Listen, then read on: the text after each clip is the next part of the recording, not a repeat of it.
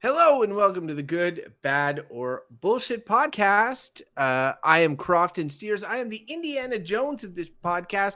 With me, as always, my two co-hosts. I'm talking about the Rick Deckard of this podcast, Beau Schwartz. Welcome, Beau. Hello. And the Han Solo of this podcast, Michael Hodgins. How you doing? Who's Rick Deckard? Yeah, I don't know. Isn't he the Blade Runner dude? It's I think it's Deckard, but I think that's his first name, maybe, or maybe not. No, I think I nailed it. I was going to say you guys are both isn't wrong. it Deckard Cain? No. Stay a while and listen. Oh, it is. It is Rick No, okay. Deckard. I think they just call him Deckard So we in were the movie, all. Yeah. They call I didn't- Han that's the one I Solo didn't get. Solo all the time, too. though. Oh, we're different Harrison Fords. No, they call Yes, Han- you're a Han, different old buddy. Harrison. I have Sorry. to explain. That was a very nuanced one. It was very also hard to Deckard- decipher. yeah, because at first I thought the Deckard King was some other kind of like archaeological adventurer, and that I was going to be some other third one. And I was like Han Solo. I'm like, what? Yeah. I just didn't know. It was the Rick Deckard. You did fine. I'm just joking about it being nuanced. And It was What Rick. else I is didn't know Harrison Rick's Ford's first big? name. Or I would also say that I had to hold myself back from making you Han Solo and digging out Harrison Ford's character's name from the movie 6 Days, 7 Nights with Anne Hesh to make Mike that guy. But I think you should have done that. You should have done that. But What I is that, feel a like that would have been romantic comedy? completely lost. Yeah, I some would have were- been okay with that. Yeah, Spending whatever. 6 days, 7 nights with some lady. Whatever. It's all right. She ended up. Yeah. What did she do? I never saw that movie. It doesn't matter. All right. That said, we've ruined my intro as we tend to do every time. How are you guys doing? This is another COVID edition of Good, Bad, or Bull, where we're in the post-apocalyptic wasteland. Now, Western North America is on fire and the skies are red. So if you're coming to us from Western USA or Canada, I feel for you. I've seen some of the images. It's pretty horrible. And the COVID numbers are starting to rise where we are as well. Kids are back to school. So yeah, it's pretty much like hell on earth. How are you guys doing? It's funny. I shouldn't say it's funny. The fire thing is always because I'll see these headlines. I have not been very engaged in the Western fire, other than you told me that it was set off by a gender reveal party, which is ridiculous. Like, Yeah, I think there's multiple fires. One of them multiple was. fire. But the thing about that I guess I was like, but isn't every year massive record breaking fires? Because I feel like we had in Canada where like Fort McMurray, a whole town basically burned down from massive wildfires like a year or two ago, and then Australia, like all of Australia burned at one point. It was like a year or two ago, and this was like record breaking fires. I'm like, it's just climate change in action. It's gonna be burning every year. It is it's unfortunate. You know what the thing about climate change that is always like depressing is people All of it. well, people always focus on so they'll focus on the gender reveal. They'll be like, well, it was a gender reveal party that caused the fire. I'm like, yeah, also all the dried brush that lit a flame due to climate change. But people don't they focus on the trigger. And what's really funny and what I recognize now with COVID is, you know how there's all these anti-maskers or people that are like, here are there's a global pandemic. Here are little things you can do not to infect the world and protect yourselves. It's like, no, we're not going to do that. And it's like, it's a global pandemic. And then you're trying to explain something as nuanced as climate change to folks to be like, doomed. if they can't even wear a goddamn mask, what the hell are they going to do for climate change? Yeah, it's suddenly you're right. That's crystal clear now why climate change is so hard. Self-preservation isn't even an instinct they possess. No, it don't. Yeah, it doesn't even kick in when you have like the real threat of like you're gonna die from some. I can't breathe in my illness. mask. I can't breathe in my mask. Yeah, it's Yeah, I mean, it's pretty bad. Yeah, no, I know, and I can't consider that we, where we live, that we're, even though that the COVID numbers are up and stuff like that, with the return to school and seeing how it's been handled and all of that, I just feel like I always I'm thankful for where I live, and but I just feel more so lately And I know everybody is struggling right now. And as we go into the sort of fall, it's one of those periods where there's again a bunch of unknowns, but like we talk about wave 2, all of that. I just hope that that people are doing well out there, and hopefully listening to a lot of podcasts to keep up, like this one. Yeah, well, unfortunately, they're probably listening to conspiracy theory podcasts, which gets them out on the street. Well, why don't you plug your conspiracy anti-mask theory parties. podcast? Why don't you plug it? You're recording from your conspiracy studio, I see. Yeah, I know. Look at me in the dark, coming to you from the underground. I can't broadcast where I am. They're looking for me. I move around. I broadcast from a new location 1 hour at a time every night. You never know where I'll be. For our audio listeners, Mike is like deep in darkness with just a little light flickering on his face. A disembodied head floating in darkness. And the quality of the webcam is like so it looks like, old grainy footage. It looks like an episode of the X-Files, and he's an informant. Yeah, it's pretty cool, I gotta say. You do look pretty cool. I give you that. This is, I think, the coolest appearance on video that you've. Yeah, Crofton's is the opposite. It is especially because light you have the sheen of his skin. Is what's particularly fascinating to me is the red glowing light on the top of your microphone. Also, Don't there, you just love that? Yeah, it's just haunting, and it's like a beacon in the darkness. I know. It's great. Anyways, sorry, Crofton. Your place is nice too, but No, some would say Don't less is more, but when it comes to Crofton, more is more. All right, we can all agree on that. More is more. Oh, shit. How you doing, Beau? Having a shitty day, but overall, I've been doing really good. I figure I just probably stayed up a little too late last night and didn't get a good sleep. And what about shitty day? Because it's always interesting. Because I feel like there's two kinds of shitty days, which are neither one's worse or better. One is like, you just feel shitty because, like you said, you're tired. You just kind of your mood's off, or something shitty happened to you. No. I feel shitty, but not because of fatigue necessarily. I feel shitty because my self-talk was really strong today, and I had an inability to focus. And I've talked about this in other shows, mental health issues. I was beating myself up a lot, and I couldn't help it. And it was just because, I like to accomplish things, and when I feel like I miss milestones or things, and it goes on for too long, I get really frustrated. And then I usually just bottle the frustration inside. So it was just like that, basically. It is funny, Beau, because that is the same with me in the sense that Mike's point of the two types of bad days is very interesting and kind of astute. But sometimes what happens, and I think what you're describing a little bit, and maybe it's with missed milestones and different things. I'm the same, where I've got work stuff bothers me, but it's really not that big a deal. But I let it become a big deal, or I have those conversations like you're mentioning, the internal conversations.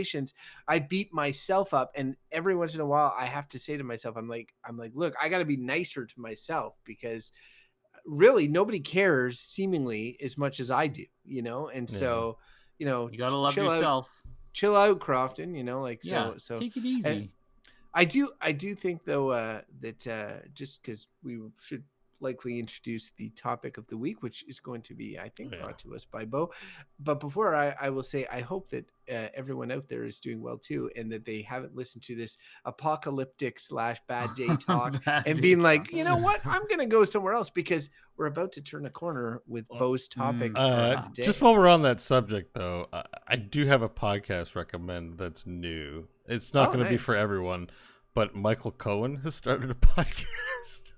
Literally. Well, he was convicted, I believe, and now he's released. And he's making amends, and so he's only got one episode right now, but it's him and Rosie O'Donnell palling around. They've become best of friends, and it's actually a good conversation. At least if you want a sense of a firsthand account of someone who's probably trying to slap back at someone who's avoided jail time and consequence where he didn't, because he had to hang, he got accused of all of it. He's considering part of his penance to come out and to talk about everything and be honest about what he's done and all that business. And you can ascribe what you want to it, whether it's motivated selfishly or not, but there's interesting information, I think, to learn. You know, that I think the Prime Minister of Georgia had a nickname for him called Mr. Dictator, and Trump really liked being called Mr. Dictator. And he's like, yeah, dictators know what they're doing. That's right. You know, and just it's like, oh my god, like I wish everyone should hear it and appreciate what's being said there, because it's really bad for democracy. Anyways, I just sort of feel like. Yeah, I just want to say about Michael Cohen, one thing I found interesting, like obviously he's probably not super trustworthy, although I get his making amends thing. But like one thing I find interesting is he's been like Trump's fixer for like years and years and years. And like yes, we know a lot about Trump's dirty laundry from reporting that's been done and all of that. Like I get that. But it feels like he should have more stuff. Like his stuff is like stuff like you just mentioned, Beau, like what stuff that Trump says candidly. He talks about the hush money to Stormy Daniels and other, but like you feel like over the career, especially following around a guy like Donald Trump, he would have like a ton of situations like locked up. So it's institutional cultism is how he's describing it, in that someone else is always holding the bag, like basically. Like you know what I mean about it. Oh, they do, but like because like what is it? Plausible deniability. Like if you have someone else hold the bag, yeah, I guess it's like, well, no, they did it and they did it on their own. It's got nothing to do with me. I'm the president. I'm above reproach now. You're like, what are you gonna do about it? They tried to impeach him, didn't work because everyone else is always got holding the bag. He's a clever person. Donald Trump is. All right. Anyways, if it's of interest to you, I recommend it to listen, even if it's just as a curio. But I think what we're really excited to know is what the topic's going to be. Yeah? All right. So here comes the bird. Catch the bird, Crofton. You got it. Oh, there you go. All right. Don't look at what's in it. No, it's slipped away. It's going. No. He caught it, but just pass it. Put it in the internet hole, and I'll take it out. All right, thank you. All right, ladies and gentlemen, let's see what we have here. This week on Good, Bad, or Bullshit, the chosen topic by the birds of lore is empathy. Oh, that is not bad. Not bad at all. I was not sure what to expect there. I'm in a bit of shock. But why would the only first question that's kind of like it's like the big question, and one we had a recent one, I think it was Ancestry, and Crofton pointed this out. How would you call it bad?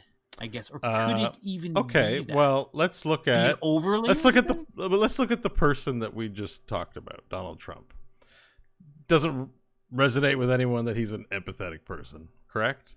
Yet he's risen to the highest seat in his country, and he's quite successful. And based on the fruits of his labor and the labors of other people who refute empathy, who are out to win and to get theirs in society, you can look at that and say, well, I want to win. Screw empathy. I don't care about anyone else. I just care about me.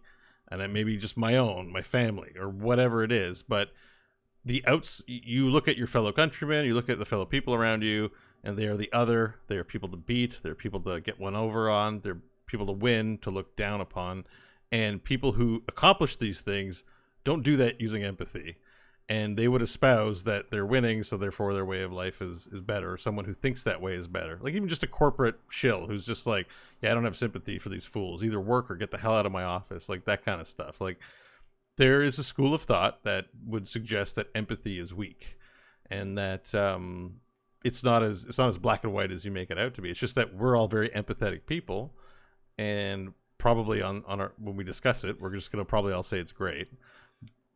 But it is an open question philosophically, I suppose. And I really like how you laid that out. And I would say also on the other end of the spectrum, it is like an excessive empathy can be debilitating in a way. Like, and touching on what Beau and I were talking about having the bad day, like I am a very empathetic person, like very empathetic. And the problem with that for me personally is it takes a sizable emotional toll on me. And they say you shouldn't necessarily take on other people's feelings or other people's emotions.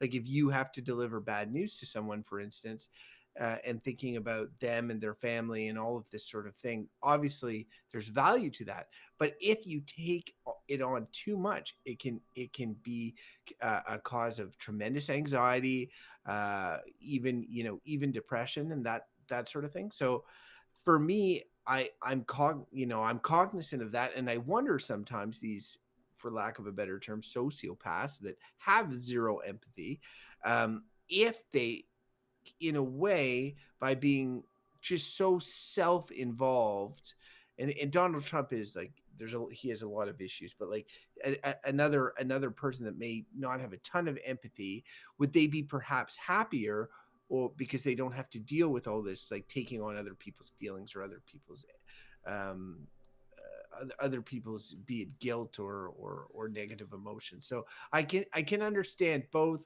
on the effectiveness side that Beau laid out, and on the mental anguish almost side that I'm sort of laying out, No. that there are some negatives that you could ascribe to empathy. I'm glad that you guys pointed those out, because those are both very true things. The other, like in my head, I guess I'm just like, empathy is not like, it is like good, clearly good, but beyond that, for me, I'm like, it's like the most important thing that humans have. It's basically how I think. And though those negatives, you say personal ones, are absolutely true, I consider myself an empathetic person, and sometimes it can be debilitating, to the point, like, I've had a baby crying, and I'll be going nuts trying to like empathize with why my baby is like in so much distress right now, that it's basically crippling me as a parent, making me essentially not effective. Like I get those personal things, with empathy. I get that some people get ahead really, really well by just not giving a fuck about anybody else. That's clearly true. Do they personal gain all this? But like, I love thinking about the kind of broad thing, the whole world. I'm always thinking about stuff like that. And I'm like, it's, to me, so clear that empathy makes the world a better place, and that not having empathy makes it a worse place. As simple as that. Like, I feel like, we're talking about a class divide that's going on right now. You have the poor, and you have the rich. And it's like, if you have empathy, you care about the person who has nothing. And if you have no empathy, you don't care about them, and they can starve in the gutter. Like, to me, that just seems like clearly worse. We were talking about like climate change before the show, being able to empathize with generations who have not lived yet, that we're gonna be giving them this horrible destroyed world because of us refusing to change our ways, is a lack of empathy. If you just say like, I can't empathize with those people, they don't exist, I don't care about them. So I'm just like, yeah, the reverse is true too, though. Broad things like Sorry. Yeah, go ahead. Well, the reverse is true as well, because we know that we don't really empathize with people in the past all that much. In fact, we shit on them more than anything else. So why would we empathize with the future generations? No, we empathize with people in the past. I always think about how crappy. Well, half of why I guess think of, so. like, Okay, we live in the best counts. times is because you're like think of all other times. I think I said it, but in this COVID situation, people are like, oh my god, it's like, again, the death rate, what is it, 1% or whatever, and it's like, 100 years ago, like, half your children died before they were 5. Half. You might have had like 5 children, 3 of them are dead before the age of 5. Like, it's just like, I empathize with that. Those people had hard lives, man, and we have it so easy. So part of that is empathizing with, like, man, the difficulty that the people who came before us, like, life was harder than it is now, even under current situation. I know I'm not being like, I'm just like, man, empathy, good, case closed, let's wrap it up. I'm like, what is?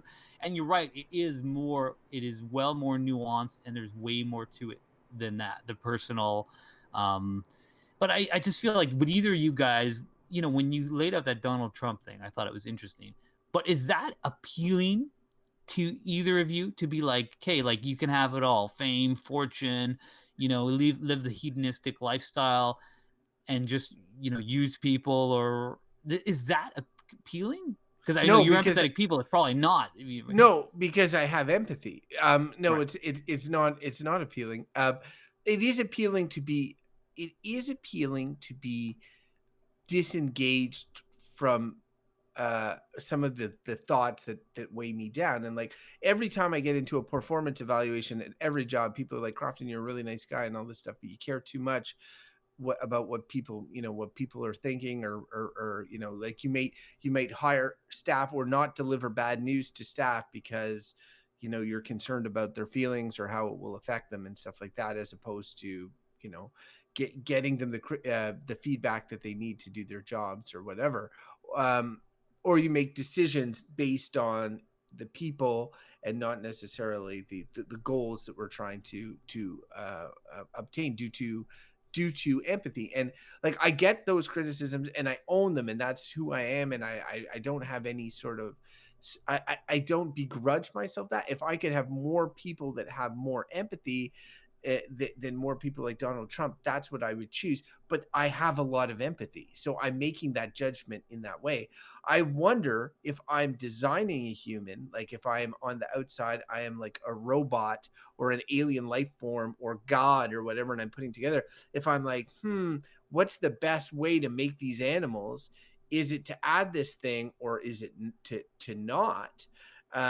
Like I don't know, because I'm burdened by empathy to a certain extent. Like for me, it's obvious it's better to put empathy in it, but is it like if everybody was like Donald Trump, would we, get further, or would we not? Like Donald Trump's a bad example because he's obviously a liar and a crazy narcissist. And I mean, while I think that's a lot of that is related to lack of empathy, I think you could have potentially somebody who lacked empathy but also was not a liar, for instance. Like so if I don't, I because I'm so biased, I can't put myself in that position to look down and say, how would I design the human race? But like my personal thing is I'd have more people like me that are sort of empathetic.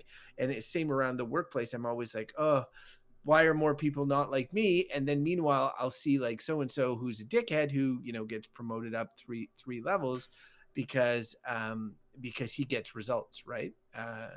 So it is tricky. You did get cue kind of thought in my head, and before the show, I was talking about how my sister-in-law is a vegan now, and I said how I found it interesting to discuss these things because of ethics, but empathy is pretty core to that to that way of being. So you have empathy for animals and how we treat them. And it's funny because I'm like, and I do to a certain extent. Although I'll tell you, I eat a tasty animal. Like I don't have a problem doing that. And then so I'm like, do I lack empathy, I guess, for that animal? But it made me think about animals and how or when animals display empathy. And I'm like, what is this, like a curious trait that only human beings have? Because I was telling her it was sort of funny about humans, like, oh yeah, we don't want you're vegan, you feel bad, we kill this cow and something that has a bad death and then we eat it.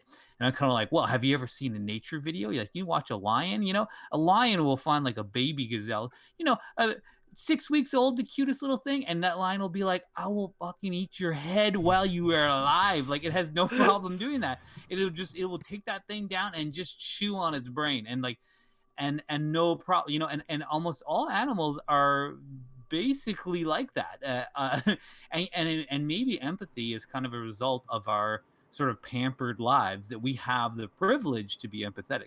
Whereas if you put, as some human being, okay, I would like to hear it. I want to let you finish though, but yeah, go ahead. Sorry. But like and I just think like you took any vegan. And I'm not even crapping on veganism. I think it's great if you're a vegan, and you want to live that lifestyle. That's awesome. But I think you take any person and put them in a situation where they're starving, and then you introduce like some animal, and like, man, you're killing that. You're gonna rip the head off that animal and eat it, unless you're so empathetic that you choose to die instead. In which case, evolutionarily, empathy would be a big fail, right? Yeah, because at some point, you didn't survive. Well, exactly. And at some point you have to be a bit ruthless. Like when you look at nature, it's ruthless. It's like, you kill the thing. I gotta eat, and you're in front of me, buddy. So it's you, and that's nature, right? And it's kind of like, well, that's how it goes, and maybe, but we have a empathy, I still limited think amount that- of electrical. We have limited capacity batteries. We have to consume to keep the batteries going. Basically, like. Anyways, I have this theory about the lack of empathy, though. Like, Okay, I let's think, hear. well, because I mean, I've had experience in different work, without getting into too many details, different work experiences, and I know that, like, I feel like what ends up happening is that people who are, I think most people possess empathy. I think people, there's neurodiversity where people probably are not empathic and they're pathological, or what's sociopathic, and don't think about other people's feelings, and they have blinders on. But I think most people feel empathy because it is part of the human. It is part of being a human, a mammal, and I think we have that genetically built into most of us. I think what ends up happening where people begin to lack empathy is that people become rewarded for disregarding their empathetic impulses. So, and I'm not talking about someone who can't feel empathy because of a neurological condition, because that's possible. But like, just knowing that, like, oh, well, if this job is going to give you way more money, and they're cutthroat and they want you to be dicks to people, and there's an institutional acceptance that's how you maintain membership, and a way to lose membership is to turn into a big softy, then you're being rewarded, and then your habits and tendencies, because reward is associated with it, it ends up becoming habit and indoctrinated into unconscious thought, and then you think that's a way of life because it's working, because you're surviving, you're thriving, you're prospering within the social structure of your mammalian tribe. So I think that's what it fundamentally is that ignoring your empathy is probably incentivized by reward, the way we do it, like in modern civilization. That's my theory. It's interesting, and even it made you. I have a work story that really resonates with what you just said. I used to work in a call center and doing surveys. It's a crappy job. Anyone who's worked in a call center, it's not lots of fun. And I would get so not only in your rewarding of lack of empathy, but also punishing empathy is something that was also done in the workplace, because I remember you're asking to do surveys. No one wants to do a survey. People are telling you to F off, hanging up in your face all night long. And then you get a kindly old lady who is alone in her house, probably hasn't talked to anyone for days, is more than happy to do your survey. And then you could at the end of the survey is sort of like starting to ask you some questions. She just wants to chat, wants a human connection. And I would always chat with them for 5-10 minutes, not too long enough to be what I would consider to be a human being, to just like, they took the time to do this thing. And so as it is in these call centers, you get called into the super, there's like people who will listen in your calls. And if you have someone listen in on you, they'll call you into the office to give you like demerit points, is how it worked there. If you got enough of these, you'd be fired eventually. God. Yeah, this happened to me. And but I'm the type that where so it's interesting because it was rewarded. Like if you just did the calls fast, you would be rewarded. If you were rude to people and just hung up, thank you for your time, hung up the phone, went to the next one, that would reward you. You'd move up the ranks, you become a supervisor. I was incapable of that, and when I went into the supervisor one time, I like reamed them out. I'm like, these are human beings. I'm like, I will not sell my soul for this job. Like, you gotta. I'm like, it's just like who I am. My principles are not for sale for any price, and it's like I will always treat a person like a human being, especially someone who's lonely and wants to chat. And that was actively. So again, I think that like. But you probably weren't popular in that milieu with those opinions, with the people. What? You probably weren't popular in that. No, I was not. They didn't like me. Yeah, but this is where I'm driving at, because like, and I have a tangential kind of semi-fixation obsession on neuroscience and neurological stuff these days. And one of the interesting things that I came across was that like thoughts don't change behavior, behavior changes behavior, and then thoughts follow. So like you can think all day about stopping eating cake or breaking an addiction or getting a new habit, But at the end of the day, you've got to do the thing, and there's no thinking that's going to circumvent it, make it easier, blah blah blah. Like, you literally have to do the thing eventually, right? and and then your thoughts follow. So it's like, if you want to change your frame of mind, your body requires forward movement, so you do things and then you change. For example, if for some reason you felt compelled to behave like a priest tomorrow, Mike, and you did that every day for months and months and months and months, and people started treating you that way, your brain would probably shift to accommodate the changes in your behavior because you're being informed by different things. And I think when it comes to this kind of thing, those people who we weren't popular with know what empathy is and can feel it. And no one's willing to see how daily activity repeating the same lack of empathy changes your behavior and then changes your thoughts about the world. And I can say from management experience, you do begin to indoctrinate yourself, if you're not careful, to be less empathetic, because the demands are greater and it's more challenging, and it's just, things are just a cost to you emotionally and time and everything else. They're just a cost to you, but they're not a cost to many of the others that you interact with. And that can lead to being less empathetic, which can lead to efficiencies and improvements and all kinds of reward. Then you're like, this is the way. This is working. Let me keep doing it. And, you know, at a certain point in that particular experience, I lacked a lot of empathy for a lot of things that when I took my midlife retirement and years off to reflect on things, I was like, oh, I didn't like that version of me. I don't feel that way now because I wasn't working. I was living a very peaceful hippie, not hippie, but, you know, the Lebowski style life for a while. And it changed how I thought. And I was like, oh, there's a connection between what civilization, the role you're performing in civilization, and what it's doing to change you. The institution has its effect on you because you're being rewarded to learn in a way that is shitty, but it's institutionalized all the way up to the president of the United States. So I don't know. Right. And I would say, like, because I got a bunch of thoughts on a bunch of the stuff that you guys have just said. But one I would say is that in both of the examples that you guys have picked, you've picked jobs in which they are fairly transparent with their ruthlessness or lack of empathy, you know.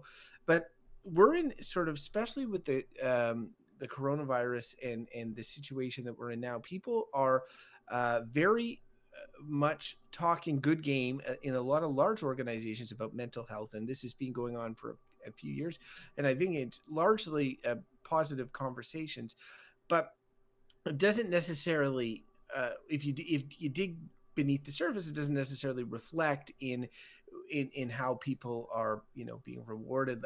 I worked a job recently, and I left the organization partially because they kept talking about mental health and how great it was and had all these great sessions and all of this, and then the biggest douches would become, you know, directors or get that next level of authority. And so I was just like, you guys are completely tone deaf. But these folks were also very much prone to, you know, delivering results. So I get that. I think that it is institutionalized, and I'm hoping that the openness about mental health is going to lead to that shifting a little bit. The other thing I just wanted to say about empathy was is related to the internet. And I guess what I mean is that right now, the idea of empathy is that you can relate to another human being. You need to be able to see them as another human being. Even in this age of Zoom calls, a lot of people, you know, either are not turning on their cameras or what have you. I try to turn on my camera as much as possible to try to connect with folks in some ways, so that they see me as a human being, that they are trying to help, that I can sort of trigger their empathy. I own often at the beginning of a Zoom call my discomfort if I'm not feeling it, like say like, oh, you know, I'm a little bit nervous today or whatever. There's 20 of you and I am prepared, but I'm not feeling it today. Sorry. And people will relate, and I will ideally trigger their empathy and get them on my team. And there's a little bit of manipulation there, but at the same point, I'm being honest with my feelings. On the internet, you become an avatar and a comment, and maybe your avatar is a dog wearing a hat. I don't know. Maybe it's yourself and you're like, hey, look at me. Maybe it's yourself wearing a baseball cap, sunglasses, and a goatee. I don't know. But depending on what your avatar is, that's you. And then there's no language or tone. There's nothing. It's just a comment. So like on Twitter or even on Facebook, amongst your own friends who know you, there's this disconnect, and in comment sections under articles and all of this. And so people, I think, are getting trained through this to become less empathetic. And I think that it's reflecting on the real world. Like, it happens on the internet, and then they start not caring. I often wonder about, like, and not to get too political, how the Republican Party in the States, in its current state, with its current priorities, with the decisions that it makes, how it can attract such a large audience. And I think it's because of this, the separation from empathy, through enabled strongly by the internet. I don't think that Trump would have survived pre-internet times. I mean, I think that's true. I think you're. I mean, I agree. I mean, it's part of the reason I am not on any social media.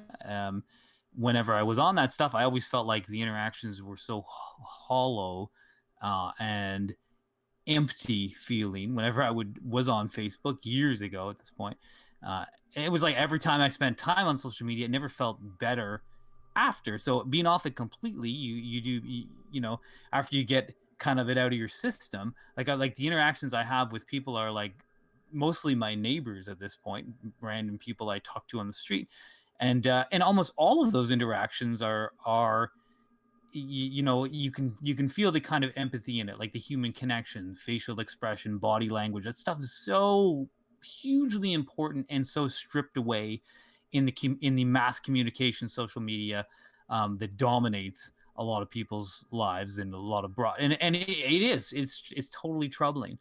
The good thing about it is you can pretty easily strip that away, by just getting off it.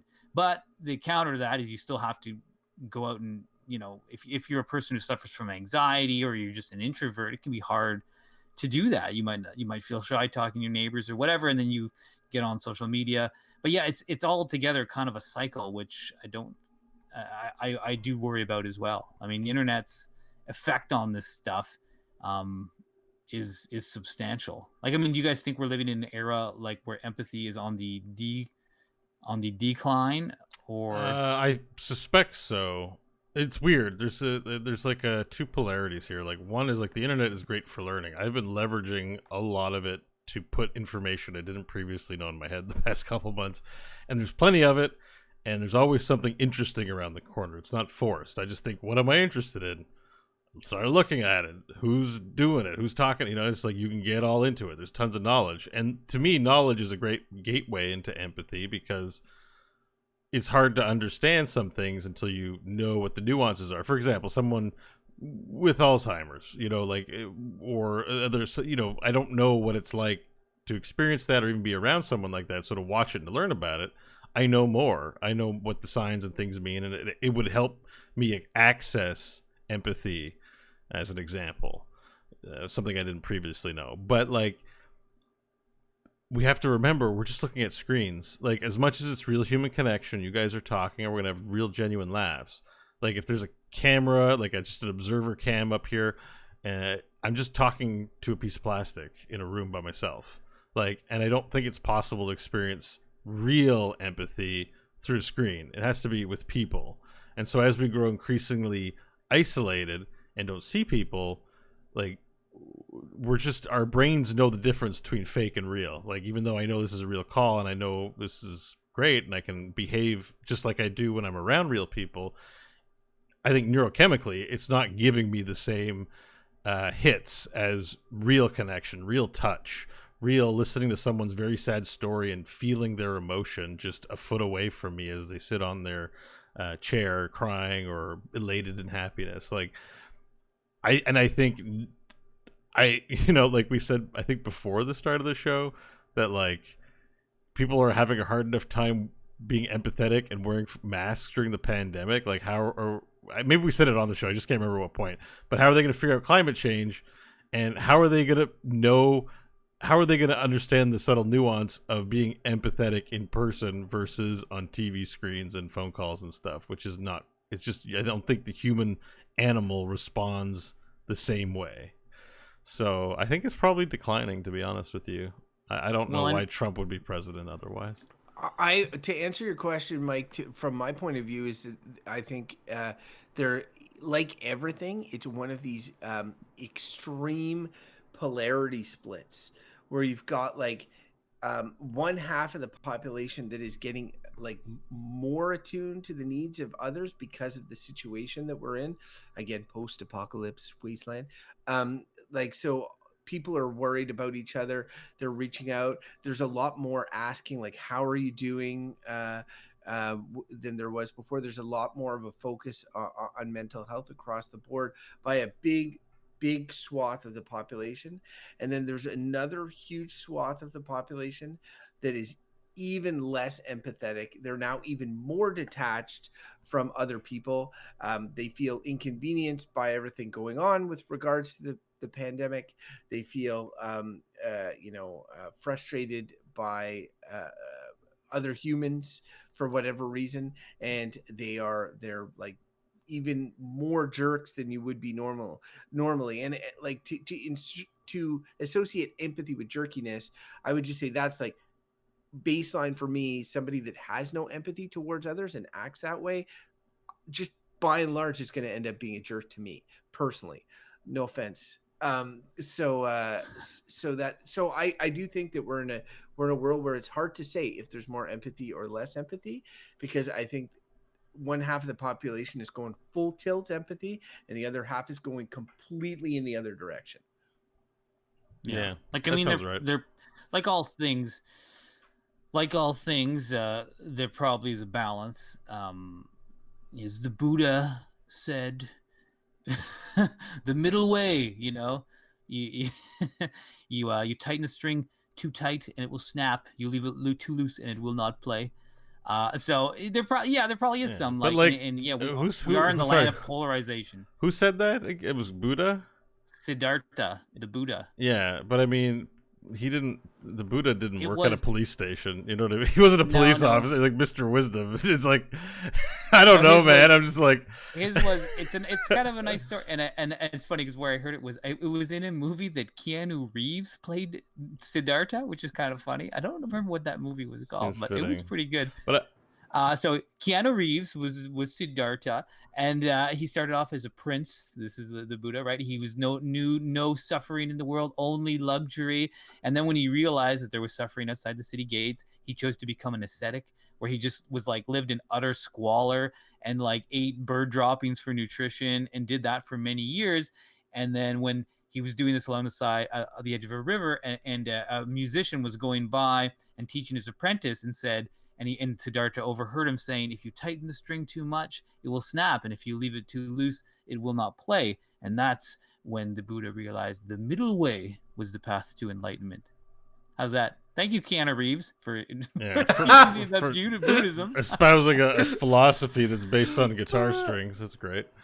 Well, I mean, it's kind of a simple thing, but it's sort of nice. And I think it is sort of true. We've lost the middle ground, right? And I think that's probably true with empathy, where you totally can go overboard, where you're just like running around in circles of like, how do we accommodate all needs all the time? And that can be a bit over. Here's an example, though, that like I can tell you where like this involves cutting off your empathy, and it doesn't involve being a selfish jerk.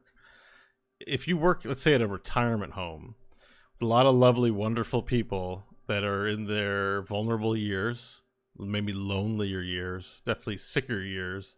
You know, there's a retirement home just across the street from me. Like every now and then, ambulances pulling up, like not infrequently, like once a month, or even like there are people dying over there. And anyways, if you're a healthcare worker in an environment like that, I have to imagine if you feel for every old lady and old man and have a super empathy and then meet the family and sad, like I would think to survive in an environment like that, you got to build up some crust. I would think. I don't know how I could take a career, even 5 years, working in a healthcare home, old age home, befriending people, and feeling nothing when they die. But the alternative would be being sad and going to every funeral and feeling it so, like, who would want to be around that, right? And I just think that the people who end up in that position make some sort of compromise that isn't rewarded to try and feel as distant as possible from everyone, just so that they can, we're not designed to be like depressed all the time. Like, you know what I mean? Am I making sense? I mean, I'm sure some people take that view, but I mean, I would think, as you're saying that, I'm like, yeah, okay, that could be true. Maybe you have to have this super thick skin where you're like, okay, people can die here all the time. And I don't doubt that some people who work in those situations are like that. They go home from home and like, hey, honey, I was working. I don't know, someone croaked. 3 more Anyways, people what do we died have today. craft dinner tonight? Like. Yeah, I mean, but I also like wonder if it's just, again, this kind of like compromise between it, because I would hope that anyone who works in an old age home, I would hope, is an empathetic person. If I ever have this, Yeah, but that's what I mean. That's the myth. I think the reality is like it's not true. But I wonder. I just wonder though, because sometimes I think there's this, like, maybe it's a disconnect between being overly empathetic and maybe just not being engaged with reality. Like I mean, you could be an empathetic person, understand like these people are at the end of their lives and they need our empathy and they need care. They're in a vulnerable place. And you can be sad when they die, but also know that that's part of life, right? It's another cycle, another stage of life. And I'm sure some of these people must have that sense to be like, this is, have that empathy. Go ahead. But to Beau's point, like, there's been a bunch of scandals about old folks' homes and people that work there that take advantage. We'd love to think that everybody is empathetic that works there, but it's unfortunately not always the case. I will say that my dad was in an old folks home for the 6 last months or maybe even longer of his life, and he had Alzheimer's, and I would visit him, like, not every day, but close to, and so I got to know the staff there, but I also got to know the other residents. And so you definitely, like, you can have that empathy, but it can exist in different ways. And maybe this is just an extension of Mike's point, but like, there are a lot of people there that are, including my dad, who were not in a great spot. And like, they were in their lives, they were suffering from dementia, they were suffering. So I have the emotional attachment to my father that I knew. So when he passes, obviously it's going to hit me hard.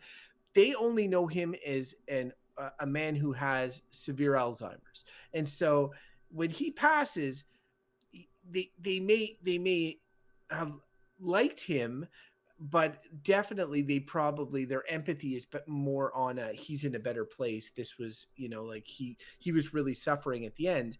I think though, like, every once in a while there was somebody at the old folks home that was like a person that was in really good, mental space. Really, like, there's this gentleman, Wesley, he was smiling all the time. He's a really, really great guy. And he passed kind of out of the blue. And I could see that it had a much bigger impact on the staff, because he was,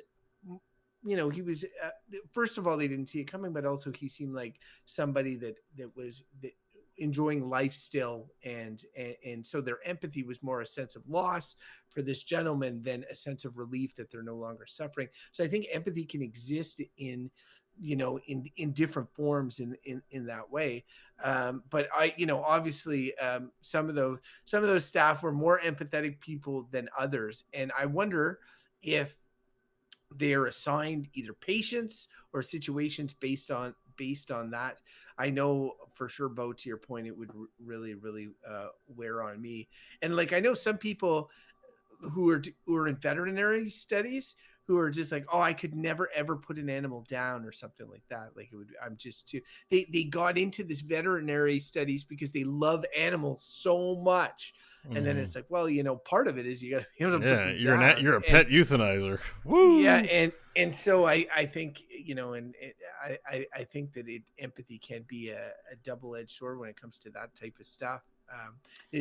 Which is similar to Mike's vegan point earlier. There is a kind of, like, you mean with the animal thing. Like, when I was a kid, I was for sure like didn't want to kill any animal, and like I remember this one time when I was probably, I don't know, 11 or 12 or something. At my cottage, I was throwing rocks in the water and at these ducks because I was trying to get them fly away. I thought like, oh, I'll throw the rock out there. I threw one rock out and it broke a duck's neck. And Oh then my the duck, god. yeah, so the duck's like head fell down into the water and its wings started flapping, and like I ran out and picked up the duck and brought it in, and then it died, and I was like, I just want to point out that I would not have agreed to do this podcast if I knew it was with a duck murderer. Keep in mind, there are people like Beau who's gone out hunting, who look at a well, I never actually pulled the trigger and shoot a hole right through its I never pulled the trigger and killed anything. I know you weren't the trigger man, but whatever. What I'm about to get at is I really didn't help the hunt in any way whatsoever, I don't think. So what I'm saying is like, so he as held a it child, back because I think there is something like about, because as I mature, it's not like that I am less empathetic, but I think my empathy is more in balance and more in check with reality. So like, yeah, I realized I made a mistake as a kid and I killed that animal and I felt terrible for it. I remember bawling for like an hour to the point where my mom at one point, we were leaving the cottage driving in and I was just crying and she was like, okay, enough already. It's a duck. Yeah. Like, I'm glad you feel bad, whatever. And I was just going on and on and on. And then about like probably 10 years later, I had a dog who was old and she was getting rough and she wasn't having a good quality of life anymore. And I had to take her to get put down at the vet. And I stayed there while they injected her with the, whatever chemical, puts the dog down and just petted her head. That's a horrible thing to do as any pet owner who's done that before. But I was like, well, I must be there. And I was more, that was hard, but it was like an active decision. I decided to kill this dog because I thought her quality of life was bad. And now, like, and at that time, I think I wouldn't have, say, shot an animal to eat it or something like that. But now, at the age I am at now, like, I would be open to, say, to hunt for food. Like, if I wouldn't do it for pleasure, but if I was like, oh, if I went and shot a deer and I had venison and for the year, I'm like, I'm okay with that. And I think it's just like it's not anything active that I've done, but getting older, I've kind of more seen this. Like when I was young, I felt like this to end some life. It was just the worst thing ever. And it just like, it devastated me that I killed this duck, and then I was like having to put my own dog down. It was this really mixed and difficult decision. And now I'm kind of like, I have this view as I get older and approach, I'm halfway through my own life and who knows how long I'll live. But you realize that just death is sort of it's just a thing. It's just a thing about life. It's not necessarily bad. It's just part of it. You ever hit a squirrel with your car? I still try not to. I put the brakes on. I try. Cause a 10-car pileup because I ran over a raccoon once, and I think it had babies following it, and I was like, oh god, I felt bad, Jeez. I'm a horrible person. If it makes you feel better, those babies are probably all dead now. Well, probably, but that doesn't make anyone feel better. Why did you say that? So all to say though is that as I get older, I'm maybe a little bit more at peace with that. Like when I was a kid. Oh, I'm going on about these stories about me being a kid and an adult, but I remember my cat caught a chipmunk once, and if you ever seen a cat play with these, they torture these things. So the chipmunk was not alive, and I ran over and grabbed my cat. I was like 12. I was like, let him go. And then now, so just recently, my cat Snoopy. So that was when I was probably 12. I made my cat let go of this chipmunk, and then the other day, my son came out because Snoopy, my cat, was coming home with a chipmunk in his and Ivan was like, oh, it's really sad that he killed that chipmunk. And I was like, look, son, if that chipmunk was smarter, he'd still be alive. And I was like, wow, you sociopath without empathy. I know. And then Ivan was kind of like, he looked all teary-eyed, and I was like, Ivan, that's what a cat does. A cat that's what they do. And it's true. A cat is freaking that's... And then Mike got down on his knees afterwards and looked at me, Ivan, right in the face, and was like, and that's what humans do too, Ivan. Yeah. We kill, son. And in case it wasn't clear, son, one day you will die too. Oh, Jesus Christ, dude. No. I would just point out to listeners. It is true, though. It's true. I mean, but it's more like acknowledging reality. You know, it's like you can be and I am an empathetic person, but there is a bit of like, this is where I guess maybe I'm coming around to this, like, empathy goes too far, where you can be empathy goes too far on Fox. No, but what I mean is he's killed about 10 animals, and now he's just like, let him talk. Yeah, well, okay.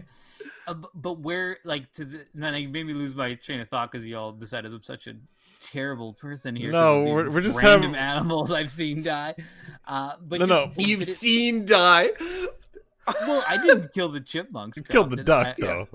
I did kill the duck. Raccoon and his family. But I wasn't. There was no intent in any of those. I don't think I've never intentionally killed. No. That's part of being someone in the 20th century with cars and all these destructive things. We're like, don't kill animals. Then you hit something, you're like, well, whatever. Like the most empathetic person will make roadkill and be like, well, that didn't count. I'm in a car. We need to have cars. They're required on Earth. Yeah. But all the thing was like the empathy, where the empathy is going too far thing is just the kind of like, it's like you just don't want to acknowledge reality. And I have a bit of that view with the COVID thing now too, where it's like we have this view of like no one can die, and you want to be like, that's what life is. Everyone will die, and we just have to come to terms with that. And it's sort of like, and sometimes it'll be sad, and animals will die, and yes, we use them for food, and it's terrible. And like real talk, if people have to die because of COVID, I would prefer it not to be me. And I think everyone honestly is going to answer that. It's just some people. What I mean is you can have empathy and say like, I don't want anyone to die of COVID, and saying like, but at the same time, like, people die of disease all the time, and it's part of being alive in the world. And I'm not trying to be like, I have no empathy. Oh, let's just let everyone die. It's just more like you have to acknowledge the world as it is. You can't live in a fantasy land either. And I think sometimes being overly empathetic might put you in this place of just like, you don't really. Well, that's the argument against empathy, and how it was raised with is that empathy makes you soft. Empathy makes you soft, and you want to be hard and do things that are hard to do psychologically. You can't go around having empathy when you're trying to survive and get yours. And in modern civilization, that looks different than hunting, but it's the same deal. Sorry, Crofton. I just want to let Mike walk some of this back, because what he just said was essentially that we shouldn't worry about COVID and not have empathy for other people, because you're going to die. You know, you could die of COVID, you could die of anything else. So we shouldn't be. Well, he's not wrong in that. No, the inference it's not that I want to. Is not to take any sort of precautions to control the spread of the disease. I did not say that. No, I know, but it infers it heavily. The exact argument that you use is the type of argument that I see on these right-wing boards about, keep in mind that. So that's I'm just coming back to say, if maybe clarify a little bit more. Well, like what I've always said about. I've thought about this about COVID. Like, two things can be true at the same time. Like, and one of those things is that like. Is the arguments you'll hear right-wingers and conservatives say. And this is a true thing. Like yes, disease emerges. Human beings have to adapt to that disease. Many people will die. This is true. And if you just say like, oh, they're wrong and we must do all things to prevent disease, you're just being not a thinking person. Just because someone's conservative doesn't mean they're always wrong. And that's true. But the other thing that is also true is like, I don't want my loved ones to die. I don't want my father to die. I don't want anyone's father and mother who are in their elder age to die. And so therefore I will wear personal protective equipment, and I think everyone should. And I'll practice social distancing, and I think everyone should. But that doesn't mean that you're going to stop this thing in its tracks. It's still a natural process. Like, two things can be true at the same time. Right. But the way you framed it before was that you had framed it that, like, I think, COVID is just a thing, and it's one of many things. It is. No, I know, but you didn't add anything. I didn't add the other your bit. inference was very much that, like, why are we worrying? I think Crofton wasn't trying to change your opinion. He was just trying to make sure you cast it in the right light. Yeah, no, and I appreciate that. Because this does go out in the airwaves, and we do have, several dozens of listeners. And, Yeah, and I think anyone who's heard me talk about this stuff before knows that where I stand on the COVID thing Yeah, and what I I would. do I personally. wouldn't trust the internet to be too. True Um, enough. I just wanted to say before we roll into verdicts, one thing, and it was when Beau was talking about the car and hitting things, and Mike was talking about hunting. I was starting to think about like that empathy slope, and how Mike, even when we were talking about veganism before, was sort of saying uh, how just the making of a lot of mass growing of produce leads to the death of lots of like voles and smaller creatures and all of this. So there is this cycle all the time in which there's sort of death. So there's these like levels of empathy, right? So it's like if you hit a car, if you take a bat and hit a squirrel and kill it, or in Mike's case he threw a rock and hit a duck and killed it, that's that sucks. But then what if he hits it? If you hit an animal with your car, it's sort of, you're more detached, and the more detached that you are to both the creature and the situation, the less empathy you have. So like plants are living things. If I pull a blade of grass out of the ground, like I'm not like, oh my god, this poor blade of grass. But if I shoot a deer, oh my god, I killed a deer, right? And then in between there's fish. So you catch a fish, you're like, some people are like, oh, I'm okay with fishing, I don't feel bad about it, but I would never shoot an animal, So there's like these shades of gray, or shades of empathy almost, and this is just in the animal kingdom, and then that translates to human life as well, where it's like there's people that have tons of empathy towards their friends and family. They're like really like, Beau, I really care about what you're going through and all of this, but Joe down the street, I don't give a shit about him, like, and I think there's these gradients of empathy there that are very fascinating to me. Anyway, sorry. Is that what they call virtue signaling? Like you're demonstrating empathy in selective states, not for the benefit of the person or animal you're being empathetic towards, but for display for others, to show what your values are and all that kind of thing. Like, I think it has more to do with your social standing sometimes than necessarily your actual empathy for the elks of the planet.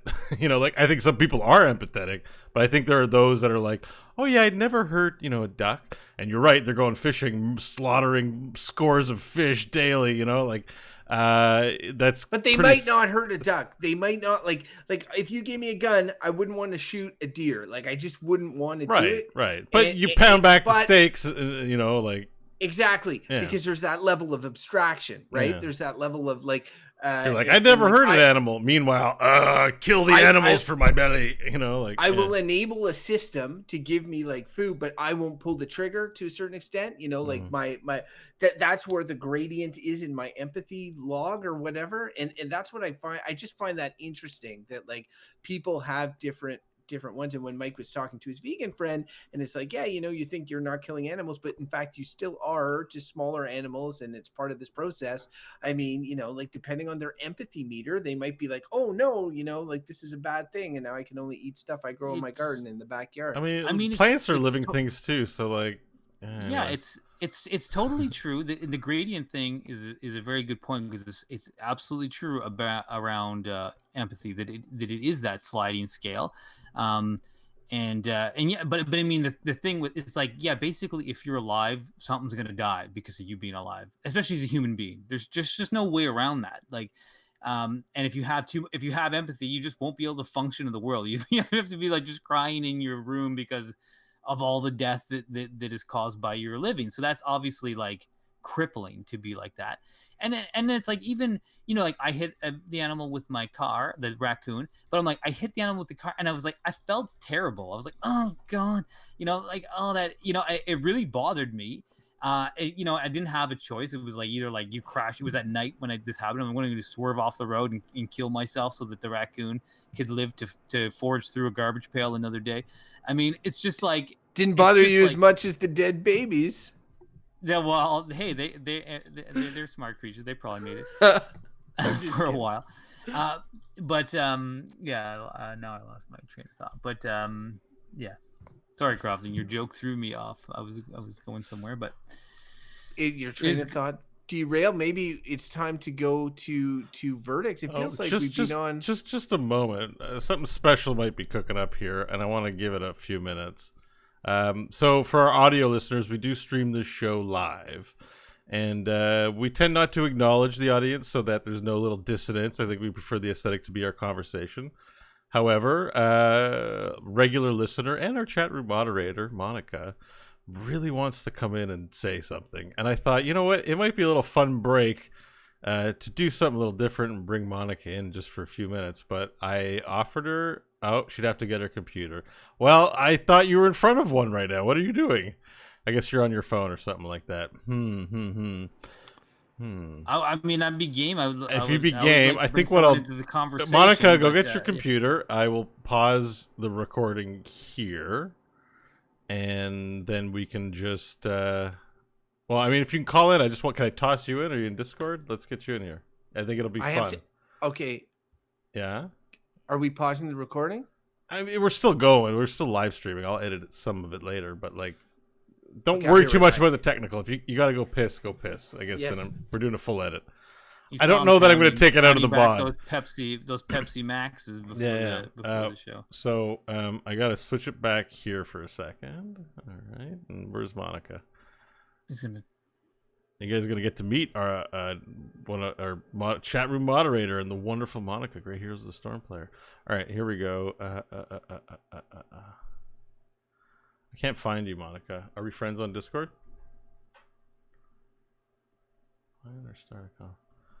Wicked Kitten. There you are.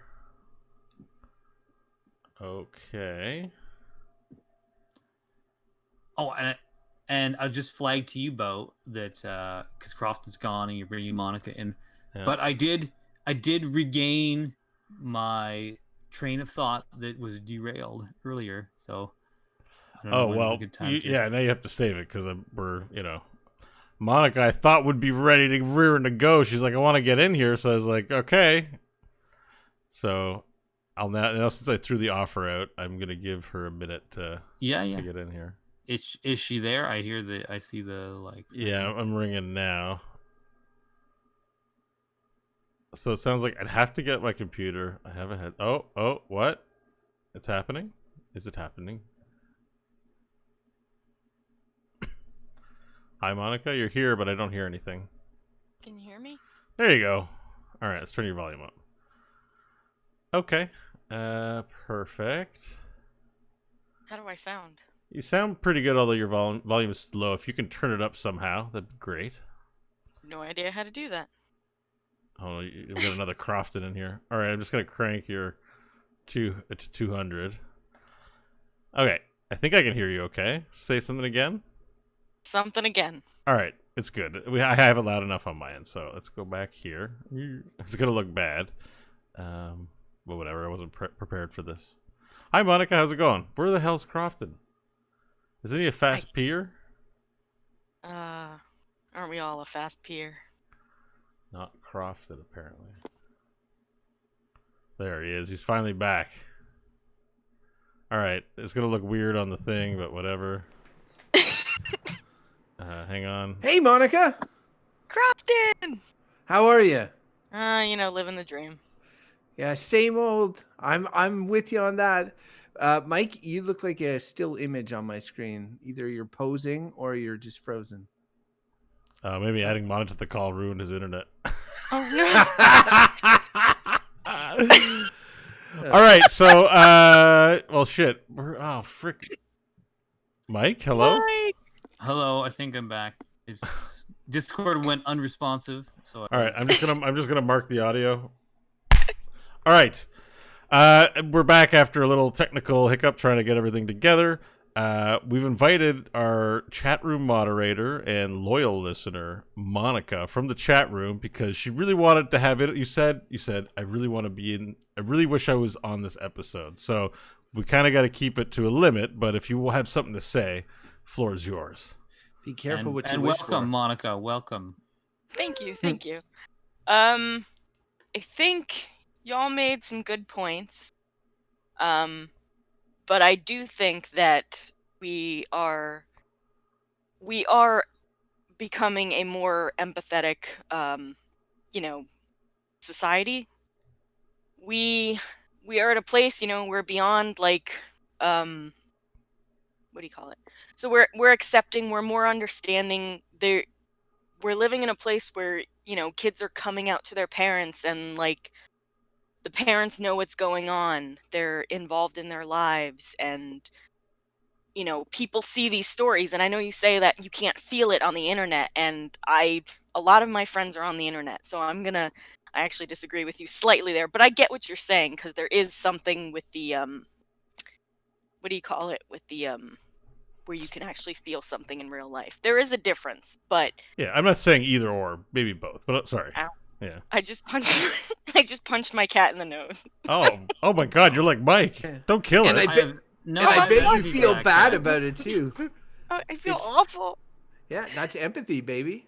Yeah, exactly. Wow. And Crofton wraps it right up. Sorry, was I saying? continue. You were I saying forgot that. what- Well, you People are were more actually making accepting. really good points about people being more parents being more accepting, for sure. And you were Uh, correcting all the bad things that Beau said about people on the internet. Oh, well, yeah. Okay, so and that's the other thing, like, because like just like you said, you're reading all these stories and you're learning, you're getting all this knowledge. We're all learning these stories that have been going on for thousands or however many years that we never knew. We didn't know, or I'm like, there are people just realizing, what Black people go through right now, and it's like we learn that through things like the internet and Twitter, computer, the people taking videos and stuff like that. And I think that you know that's how we're becoming more empathetic, because we see that now. We can actually like connect with it in a different way than just living it, and because you're never going to know what it's like, right? Right, but if someone posts it on Reddit, I'll see it. But if someone's just in their neighborhood, then that conversation never takes place, and I never know about it. Exactly. And there's things that just within communities, we talk to each other. So like, Black people, or I'm Hispanic, so me and some Hispanic people, and in the queer community too, it's like we have our own things, our own stories, and now we're able to reach out and like tell our stories to the rest of the world, and people are responding. I go on, well, my Twitter at least is full of like nice people, um you know what is it, boycotting J.K. Rowling right now, and it's just like it's amazing, because like how many years before this, like everyone would be like, well, it's I'm gonna keep watching Harry Potter, whatever. But hey, that's your decision, by the way. I don't know.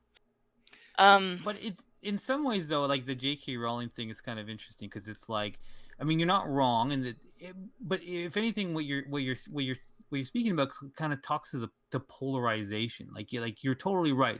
In some, on one end of the spectrum, people are much more accepting, much more understanding, and then tend to have these harsh reactions. Because the J.K. Rowling thing, I mean, I personally think is a little bit blown out of proportion, and goes like, everyone's like, throw her under the bus, that's it, and then there are people on the other end of the spectrum, and this is I guess maybe the counter, because you're not wrong in that there's way more space for people who have been traditionally oppressed and all that. There's way more space and accepting, and I do think that's wonderful. But I think that, as we all know, in places like, what is it, like 4chan and some of these like right where you see the movements of white supremacy, those things are starting to grow again. Also driven by the internet. It's sort of like, if the internet story is anything, it's like you find your people on the internet, and which is great for people like in the queer community who maybe had a harder time finding those communities. That's great. But also, if you're a douchebag Nazi, you can find your community out there, and they're going to tell you, yeah, white power, baby. And that's not so. I mean, it's like empathy is growing in one segment, and then in other places there are extremism is growing too. I think Monica made a good point about the internet, though. So, do you ever? Well, it's the both. Let Monica talk, because we're ready to roll into verdicts. So if you, I also want to point out that, like, as long as those, the Nazi people are talking, maybe they'll decide together to not wear masks, and there you go. but also like like all of these bad people have always existed, and like even though now they can be connected, and I don't know what they're gonna do on the internet, but it I mean, at least they're finding somebody, right? But at the same time, one more thing. What was my thing? Yeah. Damn it, I lost my thought. Take your time, and you guys don't interject. You guys hate dead air and just always talk. We'll just give her a chance to. I just have a question. God. Go ahead. Go ahead. I don't remember anymore. So my question, Monica, because you made an interesting point about the cameras and Black Lives Matter, which was something that we really didn't talk too much about on this podcast, was just sort of like a giant moment of empathy and understanding and getting behind this community that's been marginalized. And you mentioned these other communities as well that and like that. What is that, like a history trends upward, or what's the quote? God, history bends towards justice, or something along those lines. I'm curious if this is a situation of like history. We are constantly as a society becoming more empathetic, like slowly, and it's just that we don't appreciate it because we're in the moment. So would you say that we're constantly becoming more empathetic, that you feel that there's like when we say it's polarized, there is polarization, but it could be that one of those sides is much smaller than we think, and it could be that side is the non-empathetic side. I'm hoping that that's the case. What do you feel? I think that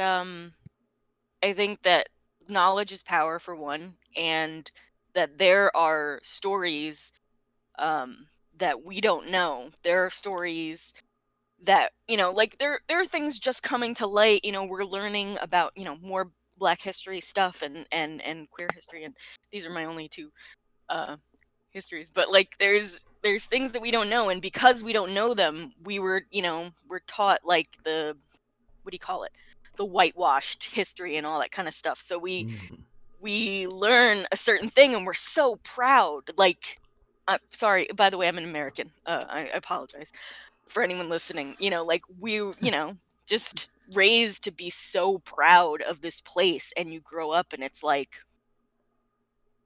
what what did we do? What were you doing? Okay.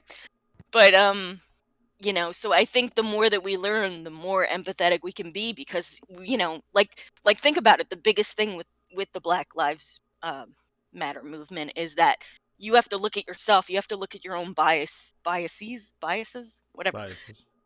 We all have them. Like whether it's about whoever kind of person, skin color, height, weight, whatever it is, we all have. Shut up. Did you hear the cat? No, we didn't hear it. So I was wondering if you're. I was wondering. Please don't hurt it again. Please don't hurt it. But basically, we have to look inward to ourselves and figure out these biases, which is making people more. I mean, you can't be anything but become more empathetic in that way. You're kind of humbling yourself and, opening up for some kind of change, I would hope. So not to interrupt, but we do have to move into verdicts. But before we let you go, Monica, I was wondering if you'd be interested in delivering your own verdict right now. Oh, a verdict. Okay, let's see. First of all, anybody who says that it's bad or bullshit is probably a sociopath. But so I would say that empathy is good for the most part. Excellent.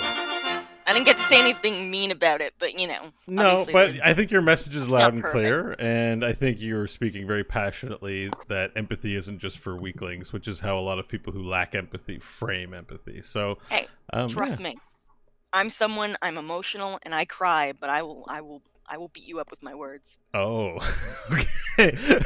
Well, I don't want to be around for that. Thank you, Monica, for this impromptu joining. We'll have to do this again. This was pleasant. It was a pleasure. Can I just add one thing, which is an overall thank you, Monica, for listening and bearing with us for so long, and for all the moderation work you do. And we super appreciate it. I love reading your comments. It's awesome. So thank you so much for engaging with us. We really love it. Thank you. All right. Well, thank you. We'll have to play Heroes soon. Yes. Till later. Bye-bye. Bye. Thanks for joining us. That was Thank you. marvelous. Oh, you're not gone yet. Oops, awkward. All right, thanks. I don't know how to remove someone from the call. You might just end up being stuck here the whole time. Okay, Sat. Bye. I feel empathy because it sucks to have to go, but I have to do it. All right. Bye. Okay. Let's see. If I lacked empathy, that wouldn't have been hard for me. Because I just felt like it was nice to have her here, and she was, was clearly happy to be on the call with us too. So I'm just like, oh, why am I doing this? But it's because we have to move into verdicts, and I'm not even gonna give a shit what Crofton and Mike says, because who cares what they think? It's verdict time.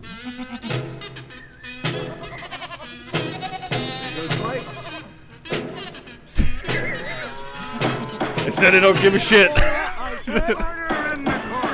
I give no shits. All right, Mike's gone. I sort of noticed that, I guess when a new caller comes in and out, it ruins Mike's connection to the call. Discord's a pain. Yeah. Sorry. All right. So who's gonna go first? I hosted. Well, so let's wait for Mike to come back at least so he can participate in the verdict. Really? Hello. Hey, Hey, you're back.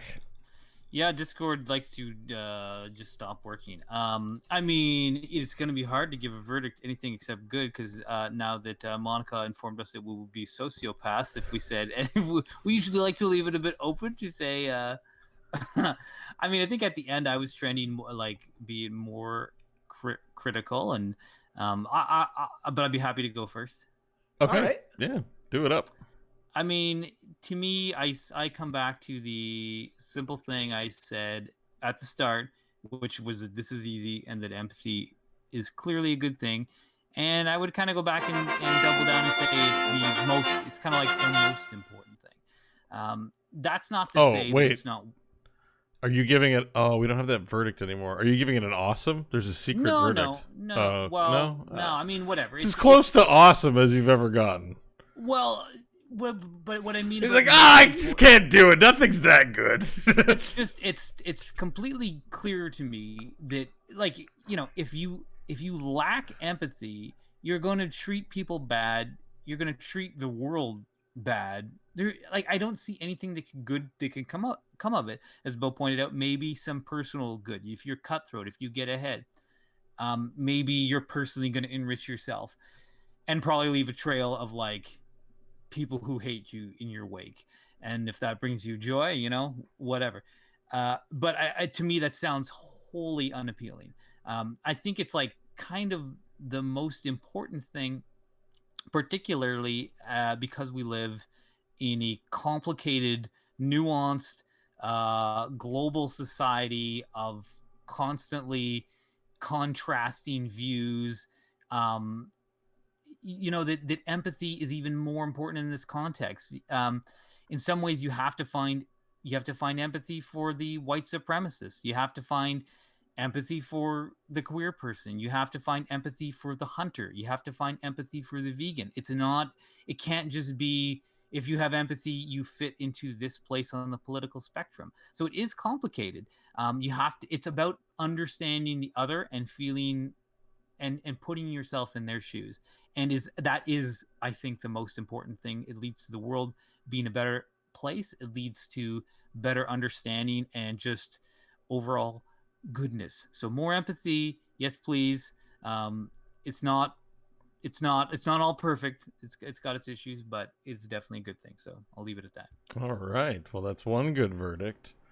Since you're host, you should probably go first so that there's some buffer between you and your spiel. You can go last. That's an artificial rule that really doesn't matter, but for some reason it just feels right, Okay, so for me, this is one of those ones where it's so tied into my intrinsic value system and who I am as a person that it makes it tough to separate.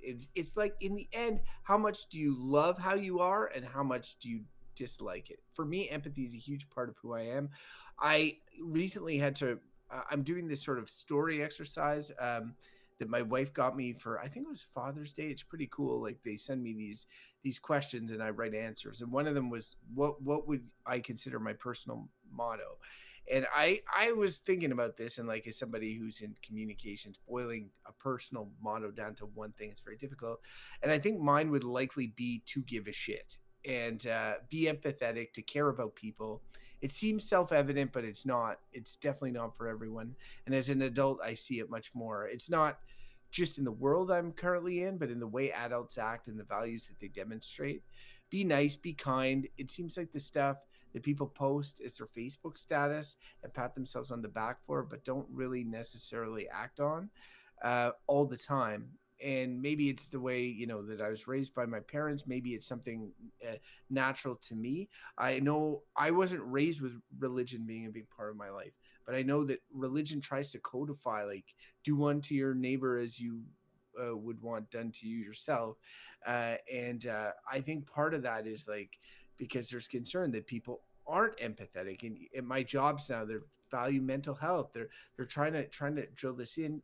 And as much as I'm a bit cynical about some of the actions taken, I am glad that everybody publicly recognizes that the way we should be is empathetic to one another, to care about one another. And so for me, like, I always want to lend an ear when I get these performance evaluations that say, Crofton, you care too much. I wear that as a badge of honor and not as something that I want to fundamentally change about myself. So for me, and based on all the conversation that we've had today, which I think was a really good conversation and I think this is a great topic, Beau, I am going to say that empathy is good. It's good. If I use that awesome verdict, I'd use that. But I'm just going to say it's good. Yeah, I lost the awesome bumper during the great deletion of my hard disk by mistake. All right, let's see. So it's my verdict time.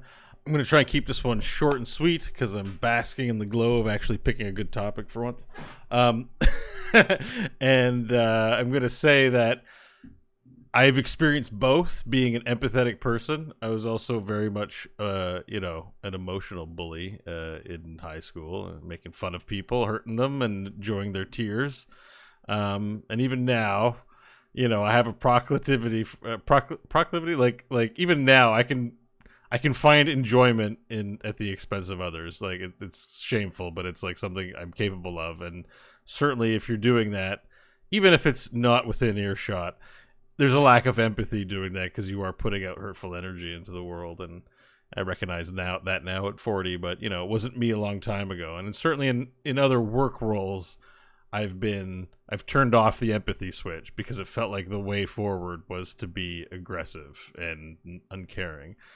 And I still have a little bit with that me too. And I have to talk to myself about that stuff and orient myself on my values when it seems tempting to just be like, I don't give a shit. Just do my shit. You know what I mean? And it's tough. So empathy is something I think everyone has to work at, even if they feel like they can be empathetic easily in some situations. It does take work, like Mike's example pointed out at the call center. That conviction will be tested, and it takes work to remain empathetic and not lose yourself.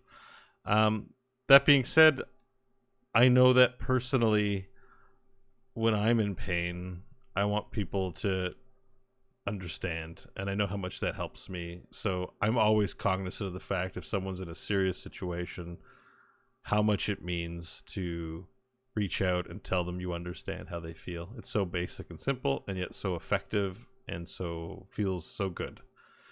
For that reason, empathy is good. Whew! I was nervous for a minute there. I thought triple good. I thought we were going to lose Monica as a listener, but yeah. And as an excellent, irreplaceable chat room host and now contributor to GBB. I will say that I felt that this would be a triple good, and I sort of agree with what Monica was saying about whoever defers might be a sociopath. But we did bring up some interesting aspects of it. I thought so interesting. Beau, before I start into the business, will we happen to have received any mail this week? Oh snap! We did. I forgot there was mail. I guess that's the new sound. All right, here comes the birds delivering the mail to me. Got another piece of paper here. Just open up this message. All right. Well, guess who wrote us again? Mr. Shane, regular listener of the show. He's written in a couple times. He has a new Shane. message for us today. He starts off his email by saying, "Hey, big dicks. Ancestry is bad. Paying heed to it leads us to continue the same bad bullshit we always have. Slavery turning into racism has plagued our world for centuries, tyrannical rulers continuing for generations because of caring about what our ancestors believed in." Boom, Kelnorum. Well said. Yeah. I responded back already and said, I really enjoyed the fact that he's now comfortable enough to address the email, "Hey, big dicks." I was like, but okay. remember, he's referring to my ancestor, Big Dick Hodgins. No, I think he's just calling us dicks. Big Dick? No. I'm sure it had to be the reference to that. It's for sure the big dicks. Big Dick Hodgins. Bo. You'll have to write in again and clarify that for us, because I thought he just was being, how we say that shit to each other. We're just like, "Hey, you fucking dummy!" I was like, oh, he feels comfortable, but I'm like, the whole internet. Anyway, I'm glad he took the hard stand, because it's funny when I brought that one up and I was kind of leaning that way, but as with many of our conversations, the nuance sometimes sways you back into that bullshit place. But you know what? Good for you, Shay. Take a hard stance. Bad. I like it. And thanks for writing in, for sure. Indeed. Well, Crofton, if our listeners want to take a hard stance, how would they do that? Right. Yeah, I should do the business. Okay, so first off, if you remember Good Bad Bull, you're pretty well sorted. You can go to goodbadbull.com, catch all our previous episodes. Goodbadbull@gmail.com if you want to write in. And we would love to get some emails. We can read them on air. You can also follow us on Twitter @GoodBadBull. It'll let you know when we go live on twitch.tv/ you guessed it, Good Bad Bull. So we are also, though, as an organization, we are Good, Bad, or Bullshit, but we are individuals of an individual nature. And you can reach us individually and follow us as well, sometimes on social media, sometimes creepily in the bushes. Let's start with Beau. Where can the good folks reach you? BeauSchwartz.com. Links to my Twitter and all that shit there. BeauSchwartz.com. Oh, geez, that's a baller move. And Mike, where can the people reach you? Well, they'd have to come to my street, Belmont Avenue. Hey, whoa! Don't dox yourself, dude. What? No, I didn't give the number. Let me. Okay, all right. Yeah. Maybe just don't do that. just trust me. Just don't do that. Because I'm not on the social media, and because life is better when you're not on it. So I encourage everyone to get off it. And excellent. He'll be more empathetic with you face to face. That's true. And you can follow me on Twitter @Crofton Steers until I launch the croftonsteers.com website, all caps. Can I do that? I don't know. And gentlemen, that was a good but long one. Beau, I give you full credit for I didn't know. Good topic. I didn't know. I lacked a lot of confidence. I thought we would be throttling each other's throats by the end, but I see that we have a lot of empathy for one another, because I feel a lot of love for all of you, Mike and Crofton and Monica and the rest of the chat room and listeners out there. I was really scared when there's this moment before Beau picks a topic where I'm just like, oh God, what's this gonna be? It could have been like going poop, that's also in my wheelhouse. And that would have been a great. I'm sure that would have been a great topic too. It could have been webcams. In fact, I think I might save poop for the next one we do when it's my turn. It'll just be poop. Yeah, if I could design a human. I was talking about the empathy thing, but if I could design me without having to poop, I think that would be a design improvement. But where would it go? Up your ears? No, you just become gigantic, because all would all be stored inside of your body forever. Finally, I don't have to give away this pizza I spent so much money on. It'll just all stay inside. Your weight at the end of your life would be the combined weight of everything that ever went into your body. But strained for nutrients. Strained for nutrients. This was I would echo, this was a good topic. It was interesting, and what I sort of liked about my own sort of journey through this topic was when I started, I was like, oh man, this is super easy, it's just good, like let's get on with it. And though that's where I landed and where I totally stand by, like all things, almost when you dig into them, there was levels of nuance and complexity that still now have me thinking. I'm like, oh, it's a lot deeper than just like, yeah, we need more empathy. It's my favorite part of the show. Hang on, my favorite part of the show is Michael looking like he's a living author's picture, like on the book jacket of a book. He's just like, he looks so austere and like pretentious the whole time. He's got the beautiful lighting, and like he's just like, I'm intelligent, and like, it's just the way the lighting is. It's communicating so much meaning to me. I know that it's my favorite part. Crofton's communicating to you. Sickly some guy in his basement, Yeah. Hey, that's what I am. I'm not getting like intellectual vibes. I'm getting more like, hey, I live a good life, and I'm chatting about things. I'm getting vibes like you should end the show. End the show, Beau. End the show. It's gone long. You know what's crazy about you ending the show is you're usually the one ending it, and I kind of hate giving it to you, but I have to. It's like this weird little game we play because like you've ended. I can't argue. This is the rules we made, but I'm irritated that you ended it and not one of us because it's always you. You got to break Crofton's streak, Mike. It's like looting, right? It's like when we're playing Divinity. Yeah. And I know Crofton's sitting there, and I'm like, I'm gonna wait for a clever pun, then I'm gonna end the show. So I go to the bank. I know he's like playing a game, and we're just like chatting. And I'm like, well, you ended the show. Why'd you do that? We're chatting. Yeah. I just wait for that moment. One thing that's funny about what I find funny about Crofton, because it's true. I do find Crofton to be a very empathetic person in his real life. But what is so interesting to me is in video games. It makes me laugh because like when I play video games, I still feel empathy in the video game. Like it is an unthinking NPC character. I'm like, oh, don't steal from them, or like, but Crofton, he is a bloody sociopath. Yeah, it's true. He always plays. He's like, what about my fun? Stealing from everyone is like his best thing, and I'm like, it's so interesting because I'm like, I know he's a good person somewhere, but people where I see it mostly is in video games and him just being a dickhead.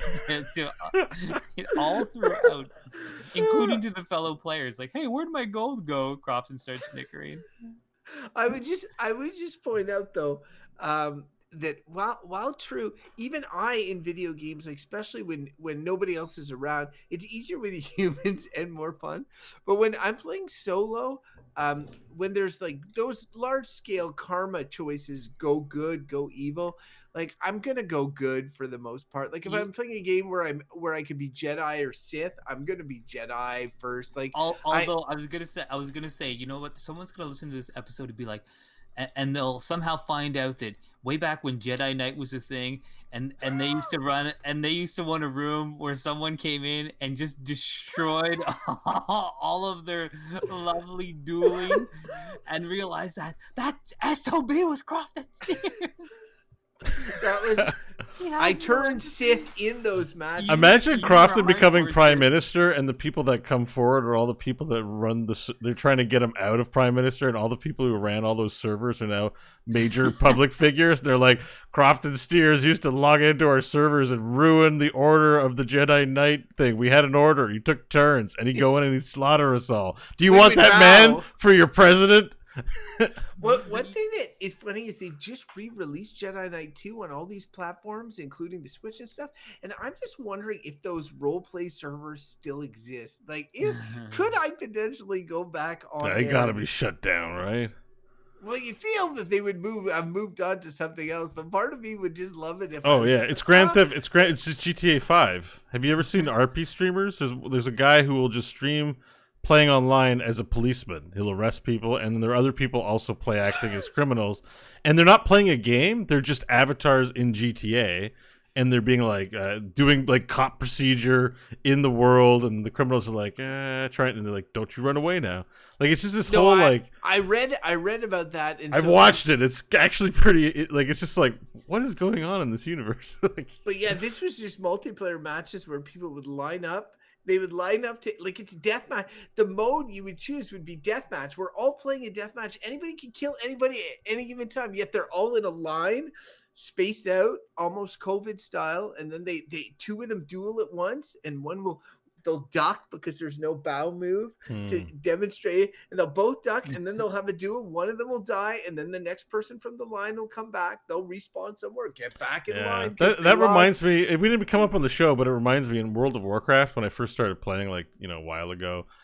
I was a horde guy, and there was a night elf, and you can't talk to each other because you speak different languages when you're on the different sides. So I know he was lower level, and I'm like, sweet, a lower level guy I can pwn. And I was getting ready to like assault him. That's what you do. And then you fell in love. No, then there's a beg emote, and then so the night elf gets on his knees and goes, please, please, please, please, like, don't kill me. And he's like a little level 13, and I'm a little level 40. And I had a moment. I still think of it to this day. I still think like the emote was very expressive. So there was someone on their knees begging me not to kill them. But I was like, I had a moment. I'm like, oh, I shouldn't kill him. I should do the right thing. And I was like, no, fuck that. You die, bitch. And I was like, kill him. And I was so satisfied with myself. But then I told the story later, and I'm like, I don't feel good about myself at all. There's two lessons that I've learned from this conversation, which are as follows. And these two things can be true at the same time. Video games makes you a worse person. That's clear. Controversial, but okay. But we see it in both of you guys. Also, being a douchebag in video games is way funnier than being a nice guy. I think I know the show's over, but I think it's because, like, in video games, like in corporate life, those behaviors are rewarded, and they're, you know, in social media, those behaviors are rewarded. So I think it's just reward. But when Crofton tells the story of him going in, pretending not to know how to play Jedi Knight, and then murdering all those people playing the role play, it is a hilarious story. That's another level, because at least I have an excuse. The game's going to give me honor points. He's just doing that for no reason. He's wasting his time. He is making other people. It makes me laugh almost invariably. And if his story had been him telling me a story about how he would get in line and wait for his turn to duel, and oftentimes he would rise to the top as the champion of the duel, I'd be like, okay. Or he talked to them and he found out one of them was on hard luck, and he sent them some money even though he didn't know who it was. A stranger on the internet was like, nice. Oh my god, what you're going through is terrible. Let me send you $100. But what I will tell you, that my main point about this is that, like, empathy is not really funny, and you got to give I give a lot of props to funny things. I think that humor is one of the most wonderful things about being a human being, and honestly, being a bit of a jerk is often funnier. But I think when the intent is not really to hurt, but for humor, that's how it works. That's the sweet spot. All right, chat room, we're gonna wrap it up. That's been a great episode. I really enjoyed that. Thank you all for hanging out in here. But we're going to turn it off because it's time to end. It's time to start thinking about bed, so don't stay up too late. Anyways, thank you, live stream. Goodbye.